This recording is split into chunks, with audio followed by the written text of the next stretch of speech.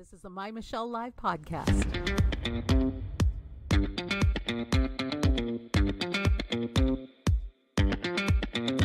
Here's Michelle. For sports. Sports.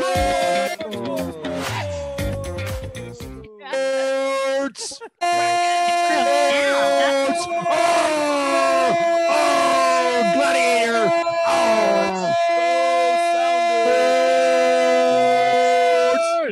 Athletics. Yeah, I just went and got a cup of coffee, came back. They're still sportsing it up. All right. We have with us, he's a pastor, he's a coach, he is a chaplain, and he's a really cool guy, Garrick Payne. We have with us Brent Baker.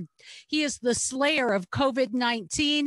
He is a sports writer. He is a sports photographer and the author of a spectacularly written and What a Wild Ride book that you'll be able to get early next year. It's a sci-fi faith book called Breaking Yesterday. Rich Hallstrom is the author, a co-author of Thunder Sports Network. He is the official 12th man, veteran sports reporter, and we have the one, the only, and very cool Joshua McMillan, our sports authority, our man on the street. Gentlemen, welcome to the almost weekend. Let's talk some NFL. Now, this was a big story. The quarterback that you either love to hate or you just outright hate, or you just outright love. There's just no in between with Tom Brady, but he had the biggest loss of his career to the New Orleans Saints, one of my favorite teams. You know, I was born in New Orleans. I'm a Seattle girl all the way, but have a little bit of loyalty to the place of my origin. He lost by the largest loss of his career. He did say he wasn't going to feel sorry for himself, but he did sit on the sidelines and look like, you know, he just lost a puppy. He was a little boy who just lost his puppy. Brent, want to weigh in?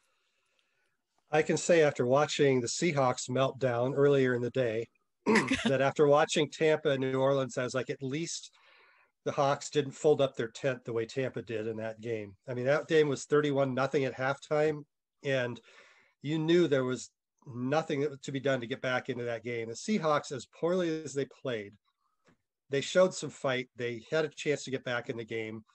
The errors they made were just amazing, but the fight was still there. With Tampa, I didn't see that. And for a team that people earlier in the day were saying was a Super Bowl type team, that has to be a really concerning kind of loss for them to have.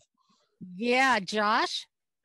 Yeah. The Seahawks, look, that was bad.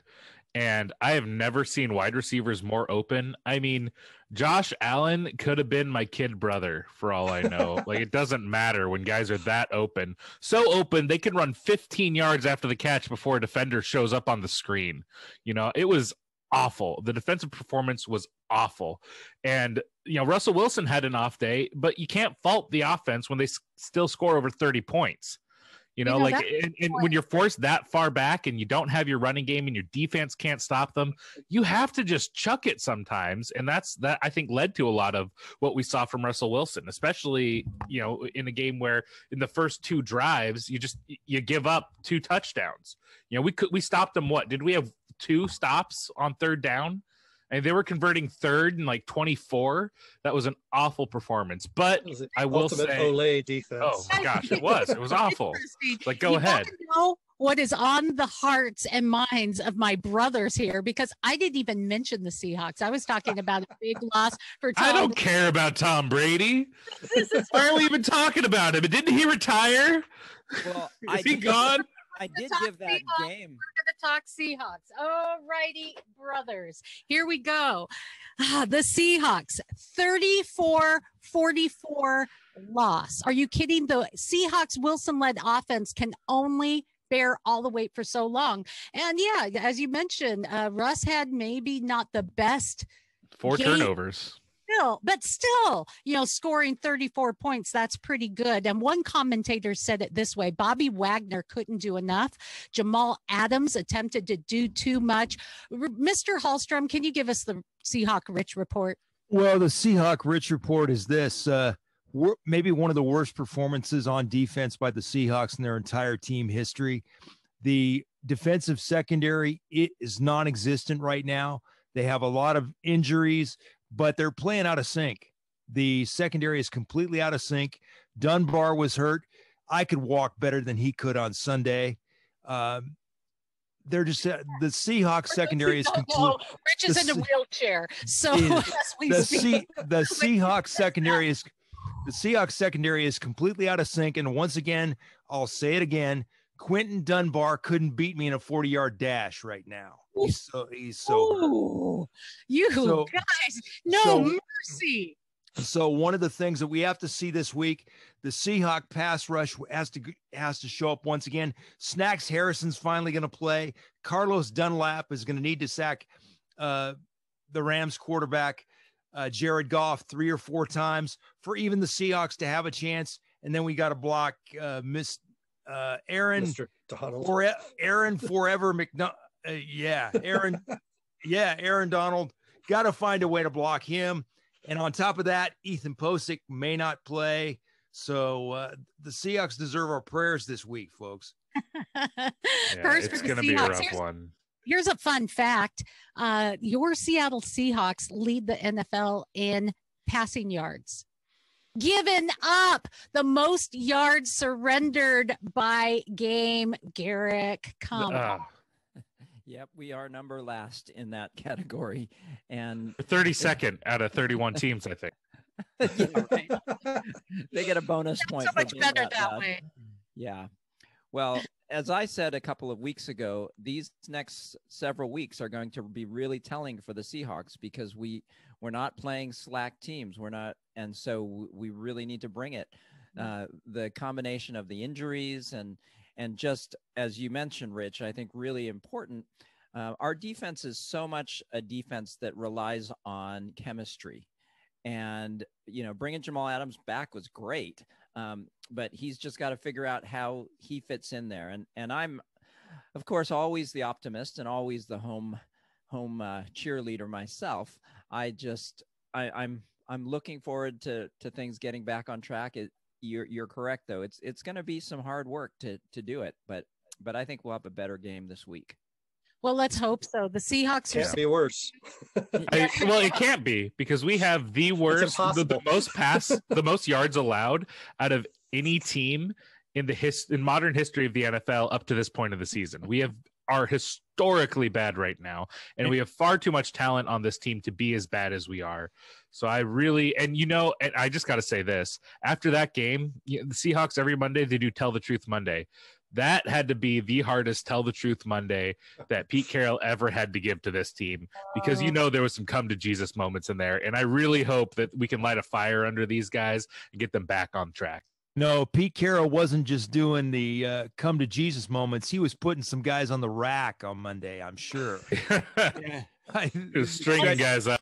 Let's see if it proves out this Sunday. Seahawks 6-2, still precariously placed at the top of the NFC West. Los Angeles Rams are 5-3, and this week is the week 10 of the divisional matchup. We are heading down after a crushing loss that we've talked about with the Rams having a bye week. They had a loss to Miami. So, guys, you think the come to Jesus moments, the whole racking it up is going to make a difference? Well, I think the racking it up makes a difference if Carlos Dunlap gets 3 sacks and Snacks Harrison contributes a sack, and we also get 1 or 2 turnovers by the defensive secondary. Aside from that, that is the formula that Seattle needs to win. If all that doesn't happen, mark my words, 31-10 Rams. Well, all right, hold on. I'm not, look, I don't see, even though the Rams are a good defense, I don't see them holding Russell to 10 points. Not Russell and DK Metcalf. And especially, and this is a big point for this too, that helps the defense out because it's complementary football, getting our boys back on for our running backs. All right. Chris Carson and Carlos Hyde not being there is huge. DJ Dallas did as much as you can ask for, your fourth string running back and a rookie running back coming out here. But when you can run the ball, you can burn time off the clock. You give your defense a little bit of rest. You can be more physical. And that we ran less, but there was so little running in that game because they didn't have to run because they could pass all over us. And we didn't have a running game. We can only do so much with that. And the Seahawks still don't, because all those questions, you're right about the key to the running game, Josh, but they still don't have a running game because Chris Carson is still banged up. Carla and Hyde is still nursing that hamstring. These are all going to be game time decisions practically for the Seahawks. They might be.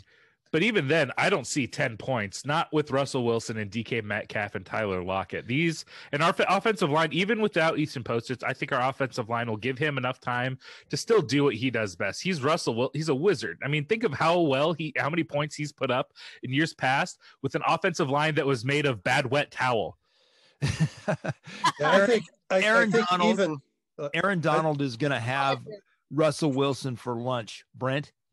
I was going to say, if they can get particularly Carson back, even if he's not full strength, a lot of Wilson's success has been because they've been able to pass out of play action. And with DJ Dallas back there, that threat is kind of gone. So it really allowed Buffalo last week to totally tee off on him. That's one reason why he was under so much pressure. So if there's no running game and you have Aaron Donald trying to crash in the backfield and the other guys aren't bad for the Rams there, if the play action is alive, if they have Carson, it might be 41-28. The defense has still got to play. But I think the offense will be fine once the running game gets healthy again. All right. And I think, Rich, I think he is missing our villain, Chris Brown, and I think he's trying to wear his shoes. So maybe what's happening. We're going to continue talking about the Sounders, the Mariners, the Kraken, and before we go, to just take a breath for a moment, listen to some commercials from some great people that support what we're doing. In college, the University of Washington may have some canceled games. We also have the SEC approving December 19th as some makeup dates for postponed games. Ivy League schools won't be competing in any intercollegiate sports this winter because of COVID-19. It's a crazy world out there. We might take on a bit of the crazy, a bit of the Kraken, the Mariners. We're going to get that report from Josh and your Seattle Sounders all coming up. I'm Michelle Mendoza with my brothers in sports and in Christ, live from Seattle, 8:20 a.m. The Word. So you are hanging out with us today as Sports It Up. Josh, get it under control, buddy. Live from Seattle, third quarter sports timeout.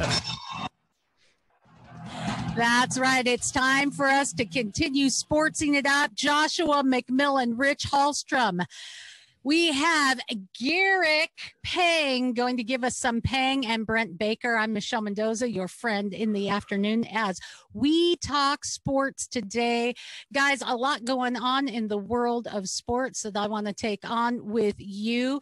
The world's gotten a bit crazy. Anyone want to weigh in on what's going on with college sports? Rich, Garrick, college sports is upside down, sideways, and 3 ways out the door, depending on what day it is.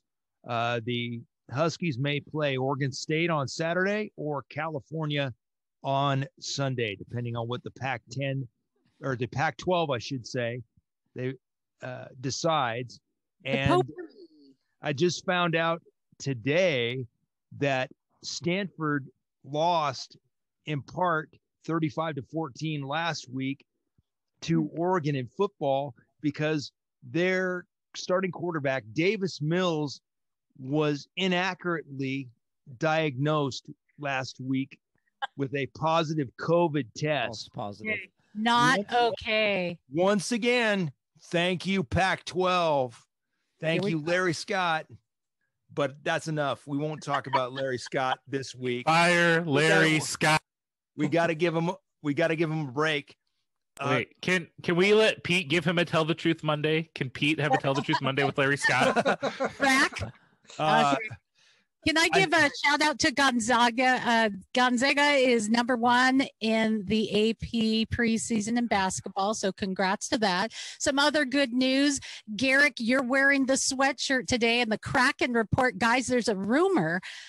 Rumor has it that there are Kraken buckets at Home Depot. So everyone go get one, right?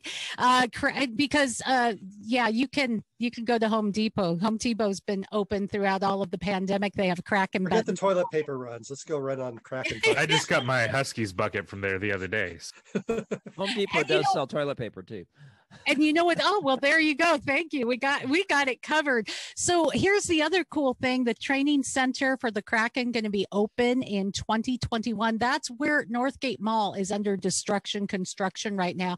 It is said that the Northgate Mall is the oldest mall in America. Now, there's some places in the Midwest that contest that. Nonetheless, it's a pretty old mall. It's getting a renovation, and that's where you'll find the ice facilities and some of the training that will be going on for your Seattle Kraken. So that's some good news. But I wanted to get to something, unless anyone wants to weigh in on that.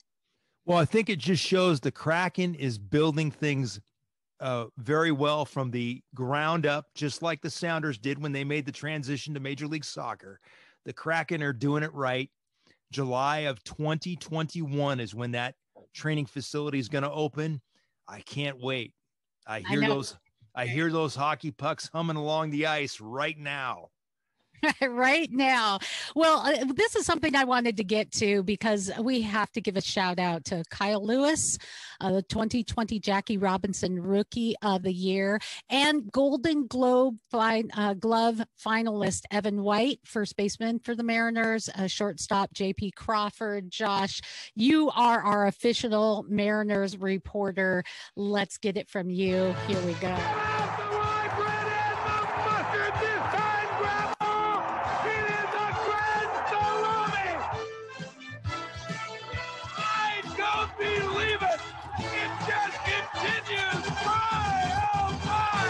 That's right. Oh my. Joshua, bring it. That was a big buildup. Here I am now. It took me a second. Thank you, COVID.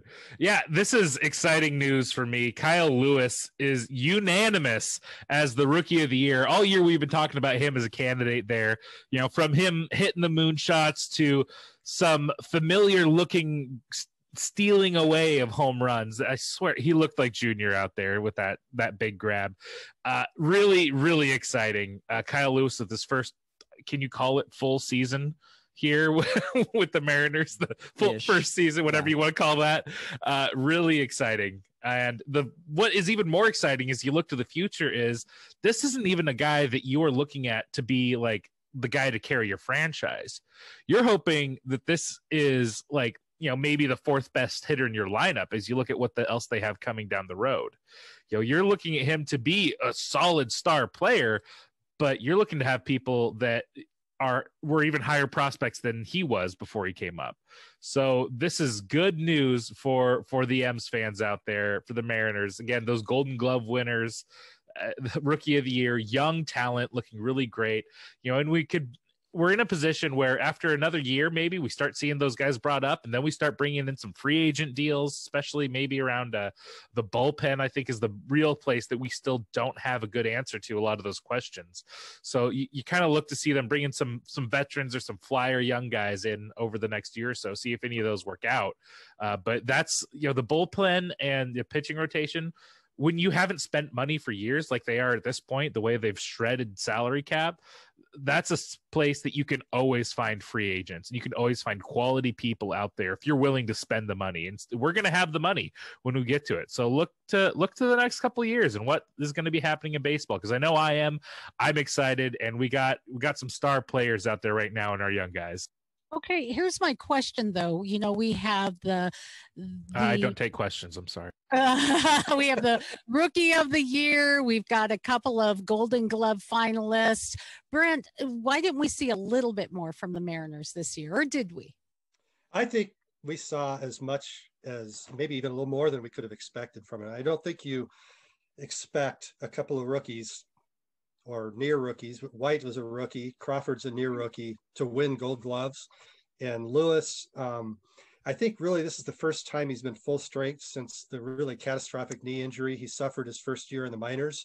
And so seeing who the guy was that the Mariners actually saw when he was drafted a few years ago was pretty awesome. The other thing I was excited about, I think one guy that maybe got robbed of a little attention because of Kyle Lewis was Justice Sheffield, because he was one of the top rookie pitchers in the American League. And I would have liked to have seen him get a few Rookie of the Year votes, but Lewis snapped them all up. So can't complain too much, but that's really exciting to see that piece come into play. And then I shared a little thing with Josh this week. Apparently you can subscribe to the Dominican Republic minor league or the winter league games where top Mariner prospect Julio Rodriguez will be playing this winter. So if you don't mind some Spanish language baseball, you can see Julio play. Donde está the baseball? All right, guys, I need to move to this. This was glorious. The MLS had decision day this last weekend. The Eastern Division has Philadelphia coming out on top, Toronto number 2. No surprises, I've mentioned, because Toronto was just playing Vancouver and Montreal. Montreal. Of course, they're going to come up on top. So it's like you were mentioning, Rich, the whole COVID thing has made everything catty-wampus. Definitely. But in the West, the Sounders were this close to first place ranking. Sporting KC inched us out. They had the same points, but then they had more wins away. So that's how it figured out. But nonetheless, we had a 4-1 victory. We're looking at playing LA this weekend. Have we found our footing, Garrick? Well, I definitely feel like we are coming back. We're cresting at the right time. I don't know if we're cresting, but we're back on the upswing at the right time. Unfortunately, we didn't get that number 1 spot, because if you look at the bracket, the lower bracket versus the first place bracket, it would have been, I think, much smoother sailing, much easier games. I mean, to have within our bracket, Portland and Dallas and LAFC. I mean, even though LAFC finished in the final playoff spot for the West or next to the final spot in 7th place, they're still a solid team. They've been a little bit discombobulated recently, using that technical sports term. But they're still going to be a dangerous team. And then if Portland, which we expect are going to beat Dallas, then to make it through, it's not going to be easy to get to the conference final. Yeah. So we're going to be pulling for our Seattle Sounders. And guys, in the interest of time, it's time for our final shot.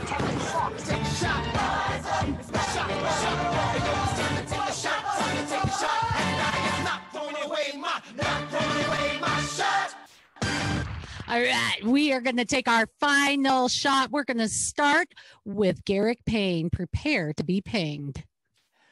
Well, I get to give my final shot to someone who you all know and love, someone who is one of the greatest people in sports that I know, at least from the fan side of it.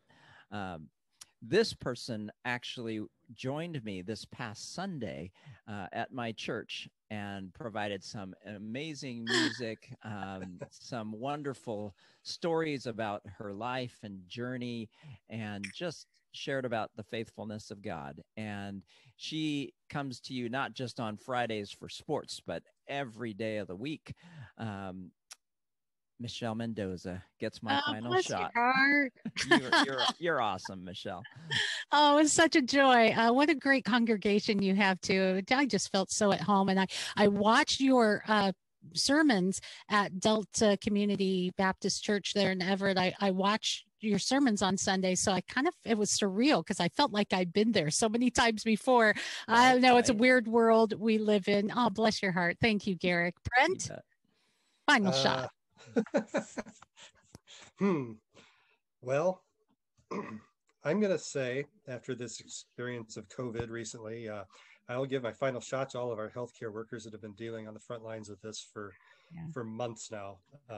It's nothing to mess around with. And I envy those who did not have symptoms. I have had them. So, but for people who are dealing with this day in, day out, working extra shifts, having people not listen to them, I just want to give a shout out to all of them. There you go. And Lord, I just pray a special healing over Brent and others who may be dealing with COVID and even some other illnesses that can be scary at this time. And I just pray your healing and comfort in Jesus' name. Rich Hallstrom, final shot. Final shot. I'm going to send out an idea to the Kraken, who we talked about earlier, having their practice facility done by July of 2021.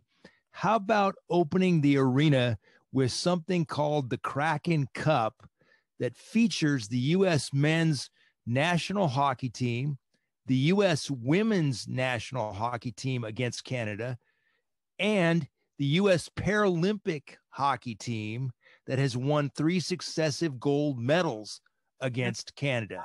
Okay. That sounds like a great way to open a brand new arena to me.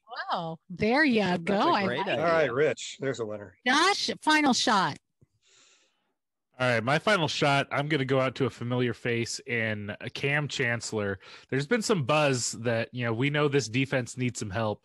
What are we going to do about it? Well, a lot of people are thinking maybe we need a couple new voices to be roaming that sideline. And one voice that I would love to hear and to see is Bam Bam Cam Chancellor roaming that sideline, getting guys fired up and getting people to play right. So I'm hoping that we see a hiring of Cam Chancellor to come and work on this defense and help them out. All right. Hey, my final shot is going to go to Thanksgiving and football. And here's a little bit of history, folks. The Monday night football game between the New York Giants and San Francisco 49ers back in 1990, December 3rd, it was one of the largest audience in the show's history. And prior to the game, the team's chaplains organized what would be the first joint NFL post-game prayer circle. It's not seen on television, but just know as we are watching during Turkey Day, it's a big deal now. The players bowed their heads at the 50-yard line following the matchup, and they gave honor to God and thanked him for the opportunity to play the game. That tradition continues. For more fun, go to MyMichelleLive.com.